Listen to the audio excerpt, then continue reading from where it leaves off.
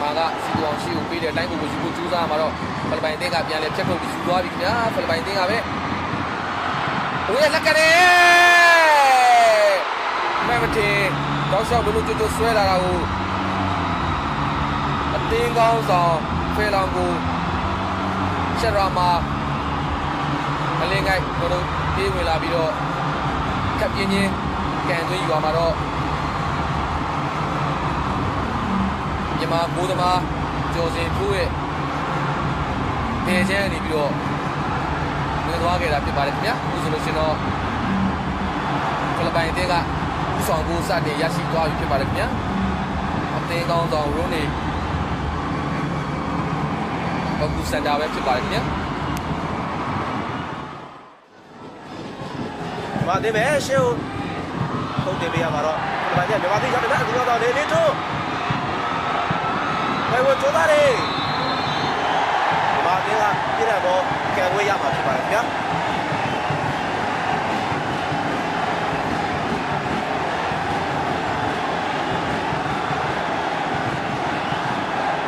ဒီတော့နေနေတော့ဘောလုံးကိုတက်ထုတ်ကိုကြိုးစားပါနောက်ကနေချိန်လဲခဲ့တဲ့အတွက်မြန်မာပြည်ကပြည်တယ်ဘောကံဝေးရခဲ့တာဖြစ်ပါတယ်ခင်ဗျာကဲပဲနေထားမှာတော့ရဲကုန်းဦးနဲ့နေလေးထောဘယ်သူကပဲပြန်နေလေးထောလက်ကလေးကိုတယ်ဗျာဘောပါတယ်ခင်ဗျာနေလေးထောခုဆိုရင်တော့ဘောကလည်းမိနစ်20မှာရရှိခဲ့တဲ့ပြည်နယ်ဘောကနေခြေပါကိုပြန်သွေးပေးခဲ့ပြီပဲဖြစ်ပါတယ်ခင်ဗျာ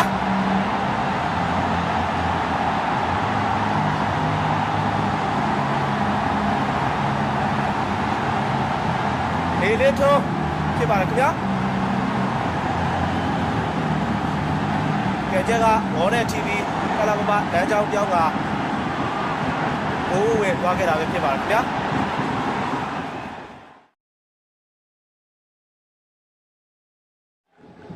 လိုက်ဖို့လေပေးတာရဲကိုဦးရပါတယ်ခင်ဗျရဲကိုဦးညာချမ်းကိုပေးထားတယ်နေလင်းတို့မှာခင်ဗျနေလင်းတို့ရှေ့ကိုတာလေးပေးထားပြီရှိုင်းသူကဘလို့တူတူရတယ်ကန်နေကိုတယ်ခင်ဗျရှိုင်းသူရပါခင်ဗျ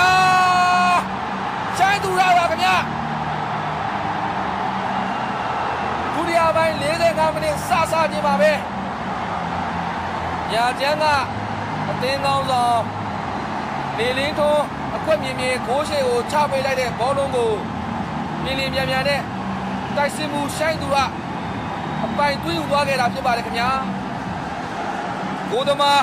မီလန်နူဘာတတန်လေးဘလို့မှမတက်နိုင်ပဲနဲ့ဂျမာအသင်းကိုဦးဆောင်ကိုပေးလိုက်ရတာဖြစ်ပါတယ်ခင်ဗျာ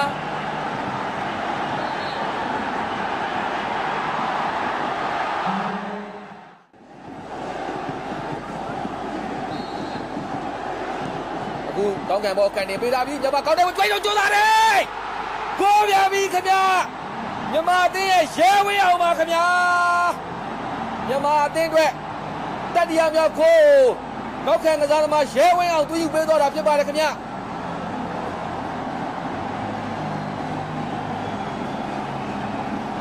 တောင်းကန်ဘောကနေတစ်ဆင့်ပြန်ရှန်ထွက်လာတဲ့ဘောလုံးကိုနောက်ခံကစားသမားရဲဝင်းအောင်အလိုက်သိပိတ်ပေးယူသွားပေးတာဖြစ်ပါတယ်ခင်ဗျာဖိလစ်ပိုင်ဂိုးသမားဗီလန်နူဘန်တန်လေးဘလို့မှမတက်နိုင်ပဲနဲ့မြန်မာအသင်းဘက်ကိုတတိယမြောက်ဦးဆောင်ကိုထပ်ပြီးပေးလိုက်ရတာဖြစ်ပါတယ်ခင်ဗျမြန်မာအသင်းရဲ့ရဲဝင်းအောင်ပါခင်ဗျာ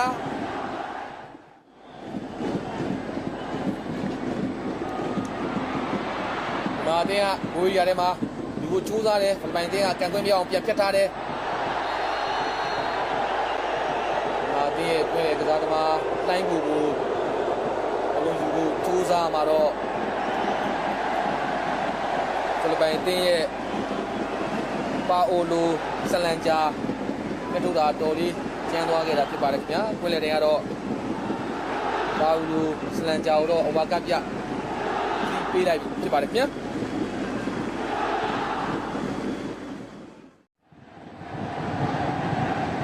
လိုက်ဖို့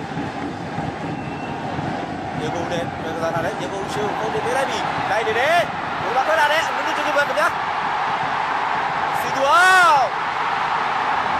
ဘိုးလာထွက်လာတဲ့ဘောလုံးကိုစီတူအောင်လွတ်လွတ်ကျွတ်ကျွတ်နဲ့သရိုးတော့ဥစားကိုသွေးယူ သွားခဲ့တာပဲဖြစ်ပါတယ်ခင်ဗျာစီတူအောင်ဖြစ်ပါတယ်ခင်ဗျာပွဲကစားချိန်မိနစ်90ဒီပါရောက်ရှိလာပြီဖြစ်တဲ့အချိန်မှာတော့မြန်မာအသင်းက၄ ဂိုး 2 ဂိုးနဲ့ဦးဆောင်ကစားနေပြီပဲဖြစ်ပါတယ်ခင်ဗျာ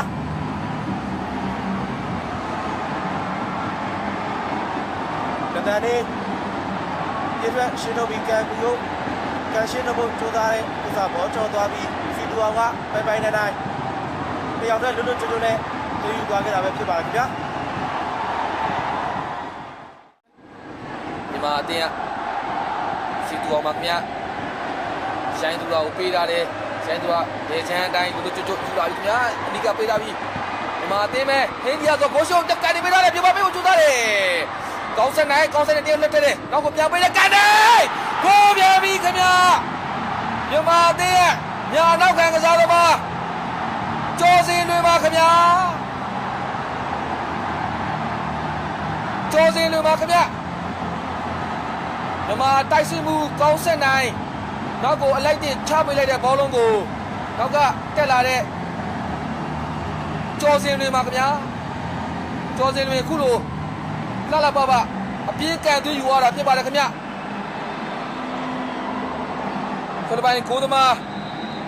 ဗီလန်နူဝါနတန်နေဘလို့မှမတက်နိုင်ပဲနဲ့ပြင်စမမြောက်ဂိုးကိုခွင့်ပြုလိုက်ရတာဖြစ်ပါတယ်ခင်ဗျာ